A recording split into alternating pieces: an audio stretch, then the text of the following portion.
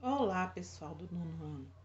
Hoje nós vamos falar como que ficou a vida das pessoas escravizadas após a Lei Áurea. Com a abolição da escravatura, em 3 de maio de 1988, aproximadamente 700 mil pessoas escravizadas conquistaram suas liberdades e enfrentaram novos desafios na condição de libertos. A abolição da escravatura, que aconteceu no Brasil em 3 de maio de 1888, foi um dos acontecimentos mais importantes da nossa história. Esse foi um assunto que atravessou o debate político no Brasil durante todo o século XIX. E a abolição só aconteceu por meio de uma campanha popular aliada à resistência das pessoas escravizadas.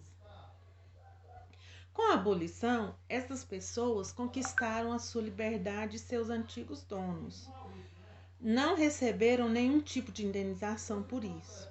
Uma pergunta muito importante que surge desse assunto é: como ficou a vida das pessoas escravizadas após a Lei Áurea? Assim, neste texto, tentaremos trazer alguns esclarecimentos acerca das condições de vida dos libertos após o 3 de maio. Antes de tudo, é necessário entendermos um pouco do contexto pós-abolição. A luta pelo fim da escravidão no país foi algo que se estendeu durante o século XIX.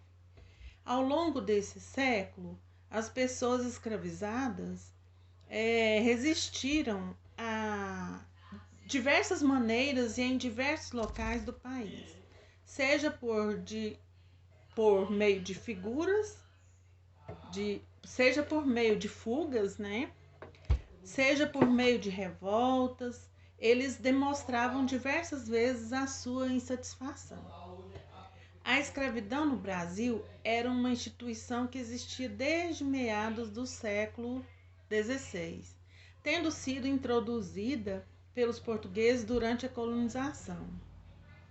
A nossa independência, essa instituição cresceu e tornou-se profundamente presente em nossa sociedade. A quantidade de pessoas escravizadas que entrou no Brasil via tráfico negreiro a partir do século XIX evidencia isso. Três dados importantes que reforçam a presença do tráfico de pessoas escravizadas no Brasil são: na primeira metade do século XIX, cerca de 1,5 milhão de africanos, 1,5 milhão, desembarcaram no Brasil. Entre 1831 e 1845, cerca de 470 mil africanos foram enviados para o Brasil pelo tráfico. Entre 1841 a 1850, 83% dos africanos enviados para a América vieram para o Brasil. O primeiro passo para a abolição da escravidão em nosso país deu-se com a proibição do tráfico por meio da Lei Eusébio de Queiroz, em 1850. Essa lei foi aprovada como uma forma de evitar um conflito com a Inglaterra, país que pressionava o Brasil havia décadas pelo fim do tráfico negreiro.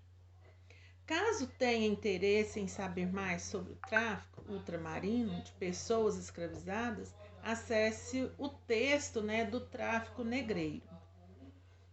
A proibição do tráfico de escravos deu início a um lento processo que resultou na abolição da escravatura quase 4 décadas depois. O movimento abolicionista ganhou uma real força na sociedade brasileira a partir da década de 1870. A mobilização pelo fim da escravidão aconteceu em diferentes níveis e contou com a participação de intelectuais, classes populares e e principalmente com o envolvimento das próprias pessoas escravizadas. As pessoas escravizadas se organizavam e preparavam fugas individuais ou em massa, e para isso reuniam-se em quilombos que cresciam ao redor das grandes cidades. Outras vezes organizavam revoltas contra os seus senhores. As- a resistência africana contou com o apoio de grupos da sociedade, apoio jurídico, defendiam a causa politicamente. O enfraquecimento da escravidão no Brasil foi resultado, né, do esforço do movimento abolicionista e claramente por meio da população de pessoas escravizadas que foi diminuindo consideravelmente ao longo do século XIX, conforme levantamento do historiador João José dos Reis. Aí no final da década de 1880, a manutenção da escravidão era praticamente inviável, pois ao mesmo tempo em que afetava a imagem internacional do Brasil, o último país da América ainda a utilizar o trabalho de pessoas, era ainda o último país a utilizar, né, o trabalho de pessoas escravizadas, negros, né? Afetava a ordem interna do país, já que o império não conseguia mais controlar a situação e as fugas eram frequentes. Assim, em 13 de maio de 1888 foi aprovada a Lei Áurea. Essa lei, primeiramente, foi aprovada no Senado e depois foi encaminhada para que a princesa regente, Princesa Isabel, assinasse. A Lei Áurea garantiu a liberdade para essas pessoas escravizadas de maneira imediata e seus donos não receberam nenhum tipo de indenização. Com essa lei, os libertos agora estavam livres para buscarem uma vida melhor. A vida destas pessoas pós-abolição continuou não sendo fácil, principalmente pelo fato que o preconceito na sociedade era evidente e porque não houve medidas para integrá-los economicamente na sociedade. Por exemplo, se eles iam pedir serviço, os coronéis, os fazendeiros não davam, porque eles eram escravos. Outra situação também que, após eles serem libertos, os fazendeiros, os próprios donos dos escravos, falavam que eles tinham que ficar na fazenda para poder pagar o que ele tinha gasto com eles, né? Aí depois agora a gente vem, pessoal, para o dia após a abolição, né? Que a gente vai perceber tudo isso que eu acabei de falar. No dia em que a Lei Áurea estava sendo aprovada, a expectativa popular nas ruas do Rio de Janeiro era gigantesca. E as pessoas reuniram-se ao redor do Senado e do Paço Imperial. A aglomeração de pessoas contava com a realização de passeatas dos grupos abolicionistas, conforme pontuou o historiador Walter Fraga. Após ser aprovada no Senado, a Lei Áurea foi encaminhada para assinatura da Princesa Isabel, que aconteceu no meio da tarde de 13 de maio de 1888. Assim que foi divulgada a notícia de que a abolição da escravidão havia sido decretada, a festa espalhou-se pela capital do Brasil. A comemoração do Rio de Janeiro foi tão grande que se estendeu por 7 dias. A comemoração na capital mobilizou milhares de pessoas. E esse cenário repetiu-se em outras grandes cidades do Brasil, como foram os casos de Salvador e Recife.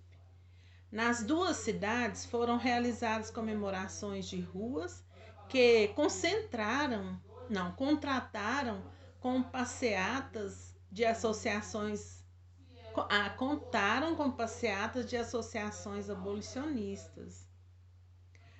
É, foguetório, desfile de bandas e o envolvimento de milhares de pessoas que festejaram por dias. As festas em ambos os estados se mesclaram com outras celebrações populares, típicas desses locais. No caso de Salvador, a comemoração da abolição mesclou-se com celebrações do segundo dia de julho, né, de 1823, data em que a Bahia concretizou sua independência de Portugal, no contexto das guerras de independência.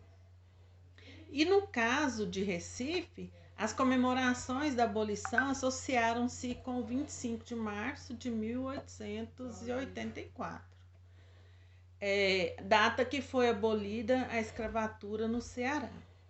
A festa nos três locais citados contou com a adesão dos libertos e foram tão efusivas como os registros contam, porque, como explica o historiador Walter Fraga, simbolizaram a vitória popular e traziam uma forte expectativa por dias melhores para os escravos e para todo o país. Mas essa preocupação e esse desejo por dias melhores são muito bem representados por um registro resgatado pela historiadora Valmira Albuquerque. Nesse registro, um grupo de libertos do Pati de Alferes, no Rio de Janeiro, redigiu uma carta para Rui Barbosa demonstrando a preocupação com o futuro de seus filhos. Nossos filhos jazem imersos em profundas trevas. É preciso esclarecê-lo e guiá-los por meio da instrução. O relato em questão é de 1889 e demonstra grande preocupação com o futuro dos filhos destas pessoas escravizadas, nascidos após a Lei do Ventre Livre, de 1871. E com a falta de instrução dada a esses, isso demonstra claramente que as pessoas que eram escravizadas se preocupavam com o seu futuro e a falta de ações governamentais para promover melhores condições de vida aos libertos após 1888. Agora, pessoal, vem a vida dos libertos após a Lei Áurea, né? A primeira grande reação dos libertos da Lei Áurea foi naturalmente comemorar. À medida que a notícia espalhava-se, grandes comemorações eram realizadas e festas aconteceram tanto nas grandes cidades como nas zonas rurais no Brasil. Uma vez passada a euforia, a nova situação levou os libertos a procurarem melhores alternativas para viver. E Walter Fraga, utilizando o cenário do recâncavo baiano, fala que uma das reações dos libertos foi se mudar. Assim, muitos libertos abandonando as fazendas nas quais foram escravizados, mudaram-se para outras ou então foram para outras cidades. Essas migrações de libertos aconteceram por múltiplos fatores. Mudavam-se para se distanciar dos locais em que foram escravizados, né?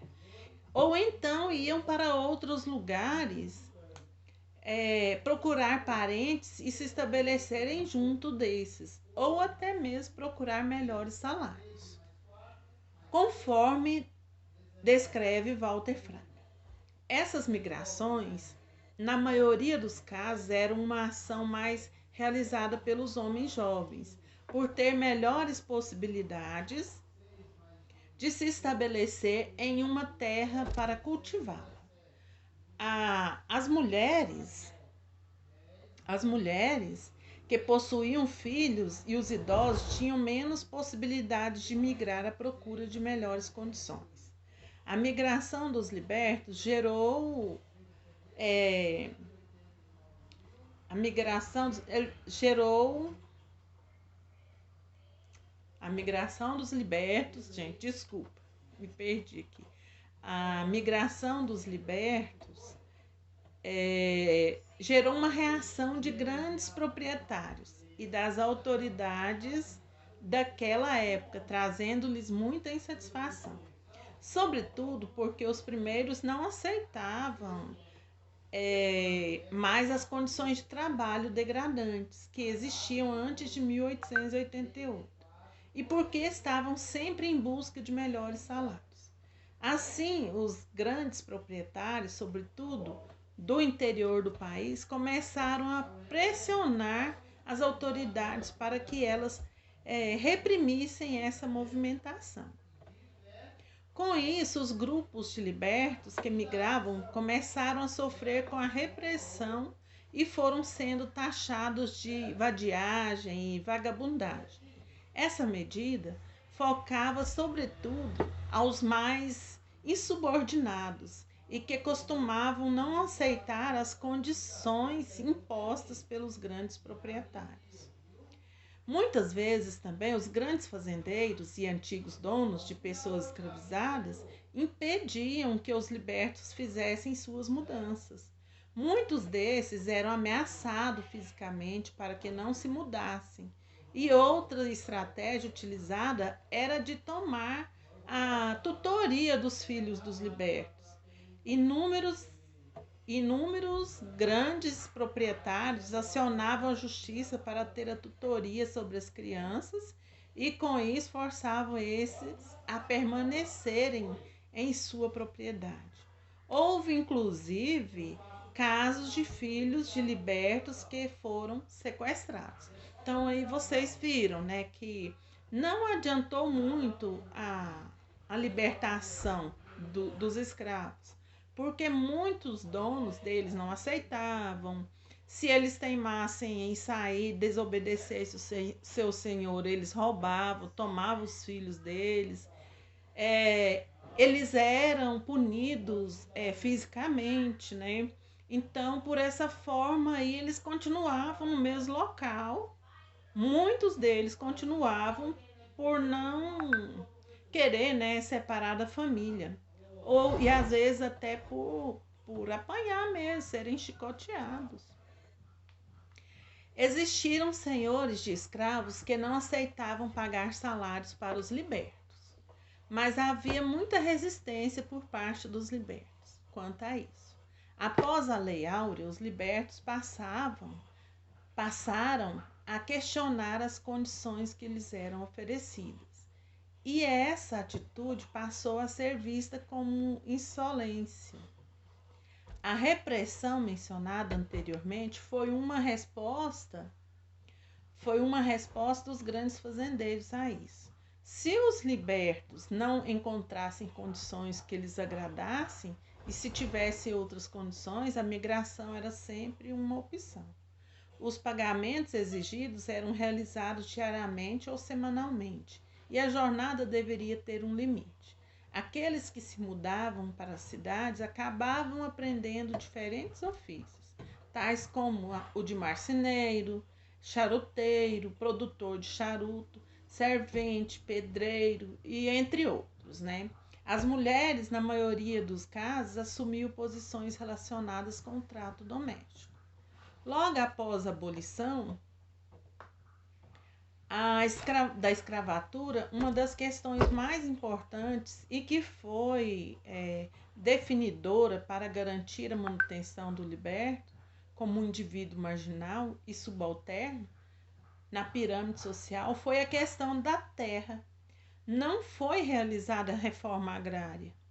E assim, a grande maioria dos 700 mil libertos, a partir de 1888, não teve acesso à terra, sendo esses forçados a sujeitarem-se aos salários baixos oferecidos pelos grandes proprietários. A falta de acesso à educação por parte dos libertos, como mencionado em uma citação anterior, era uma preocupação para esses e foi uma questão fundamental para manter esse grupo marginalizado, sem acesso ao estudo. Esse grupo permaneceu sem oportunidades para melhorar sua vida. Após a abolição, muitos libertos acabaram optando por retornarem aos continentes africanos, dada as dificuldades encontradas aqui para eles.